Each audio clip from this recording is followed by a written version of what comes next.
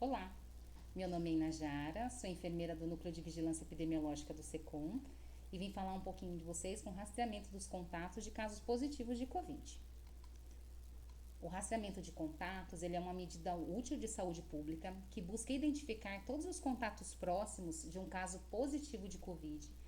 E esses contatos eles têm que ter tido no período de 48 horas antes do início dos sintomas até 10 dias após o início dos sintomas, nos casos que são sintomáticos. Nos casos que são assintomáticos, a gente considera o período de contato 2 dias antes da realização do teste de RT-PCR e o período até 10 dias após a realização do exame. O objetivo do rastreamento é diminuir a propagação do Covid-19, pois contatos próximos podem estar transmitindo o vírus da SARS-CoV-2 mesmo assintomáticos. Para a gente conseguir fazer esse rastreamento de contatos, a gente usa a definição do Ministério da Saúde. E esse rastreamento é baseado em 3 critérios básicos: a definição do contato, o período de transmissibilidade e o intervalo entre o contato e a realização do exame de RT-PCR dos contatos desse caso positivo. Então, a definição de contato refere-se à pessoa que teve contato próximo a um caso positivo de Covid no período que a gente já conversou. 2 dias antes do início dos sintomas ou da coleta do exame dos pacientes assintomáticos e até 10 dias após esse período. E para fins de vigilância, a gente considera o contato a pessoa que teve contato direto, um exemplo, um aperto de mão, um abraço, ou então quem esteve com a pessoa com caso positivo numa distância menor do que 1 metro, no período de no mínimo 15 minutos e as 2 pessoas sem máscara, ou fazendo uso incorreto da máscara, quando a gente tem a máscara que não está cobrindo corretamente o nariz e a boca. O período de transmissibilidade, a gente também já falou, né? 2 dias antes do início dos sintomas até 10 dias depois.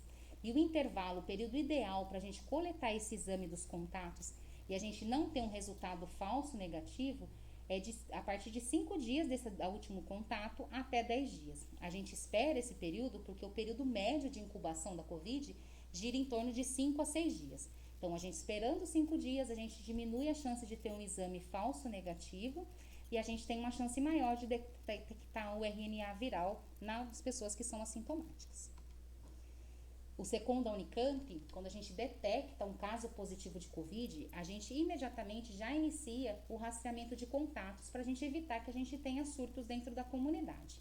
E os comitês de crises, os diretores da unidade e os RHs, eles vão ter que ser o nosso braço direito, que a gente vai ter que fazer, eles que vão tirar as dúvidas dos usuários, vão esclarecer sobre os protocolos e vão auxiliar o SECOM na tarefa do rastreamento.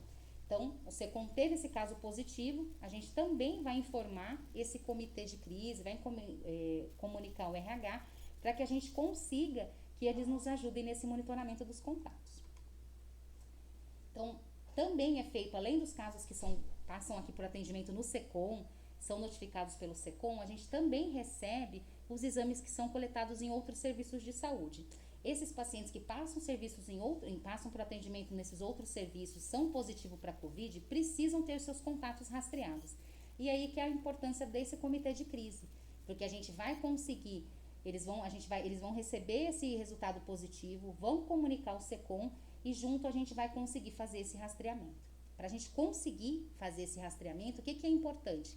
Que assim que o comitê de crise, o RH, recebe esse resultado positivo externo, ele envia ao SECOM uma listagem com o nome desse contato e o telefone, o e-mail, para a gente entrar e a gente conseguir pegar as informações de data de início de sintomas, conseguir definir quais são esses contatos que ele teve dentro da Unicamp e assim a gente conseguir fazer o agendamento do teste dentro do período preconizado pelo Ministério.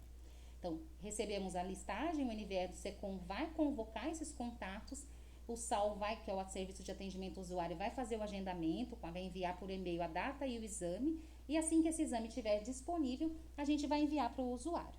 O exame negativo, o funcionário continua trabalhando com as medidas preventivas e no caso de exames positivos, a gente vai fazer a notificação e vai detectar que a gente não está tendo um possível surto no local de trabalho. Então, os casos secundários a gente considera quando a gente tem um caso positivo, o primeiro caso positivo na unidade e nessa rastreabilidade ou a gente começa a aparecer casos positivos decorrentes desse primeiro contato. Aí sim a gente pode determinar que está ocorrendo um surto. Então, para a gente determinar que é um surto, a gente precisa ver se essas pessoas tiveram contato no ambiente do trabalho e dentro do período de transmissibilidade. Não adianta a gente ter casos positivos com um período muito distante. Então, tá na definição de contatos, está no período de transmissibilidade, essas pessoas tiveram esse contato próximo, a gente pode definir um surto. Então, após evidenciado um surto, a gente vai conseguir avaliar junto com os comitês aqui na Unicamp se essas atividades vão poder continuar com o uso das medidas, a gente vai reforçar as medidas preventivas e essas atividades elas vão continuar presencialmente, ou se eventualmente a gente vai precisar interromper essas atividades presenciais. Mas isso a gente vai ser sempre discutido com o Núcleo de Vigilância Epidemiológica do SECOM e os comitês de crise. Uma outra coisa importante que a gente precisa também ser comunicado, que isso é a importância do comitê de crise, se a gente tiver um funcionário, um aluno, que relatar que teve um contato positivo no domicílio, então reside com uma pessoa que é positiva para a Covid e essa pessoa está assintomática, o funcionário está assintomático, a gente precisa que seja informado ao SECOM para que a gente consiga fazer a coleta desse funcionário ou desse aluno do exame para a gente ver se ele não vai poder estar transmitindo aqui dentro da Unicamp mesmo estando assintomático. Por isso, o RH, a chefia, recebeu esse funcionário, o aluno, com a demanda de que tem um contato domiciliar positivo. Importante entrar imediatamente em contato com o SECOM para a gente conseguir fazer o agendamento da testagem. Os casos, então, passam por esse rastreamento, a gente já conversou, então a gente tem que ser informado. E isso a gente faz no campo de Campinas. No campo de Limeira e de Piracicaba, como a gente não tem atendimento presencial para pacientes sintomáticos, o SECOM Limeira tem que ser informado de exames que são realizados em outro serviço de saúde.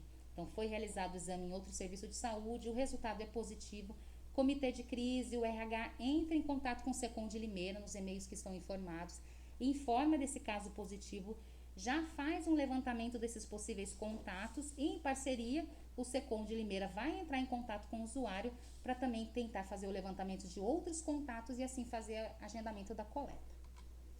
Então, a gente vai ter o fluxo do rastreamento dos contatos de caso positivo, então sempre lembrando que ele pode vir de duas vias, ou passou pelo atendimento no SECOM, ou encaminhado ao exame externo. Nos dois casos, a partir do momento que o SECOM é informado, a gente comunica o RH da unidade e desencadeia as medidas de rastreamento de contato, sempre em parceria com os comitês de crise.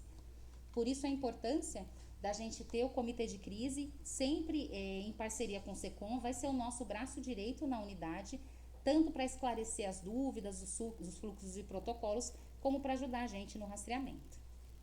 Tá? Obrigada.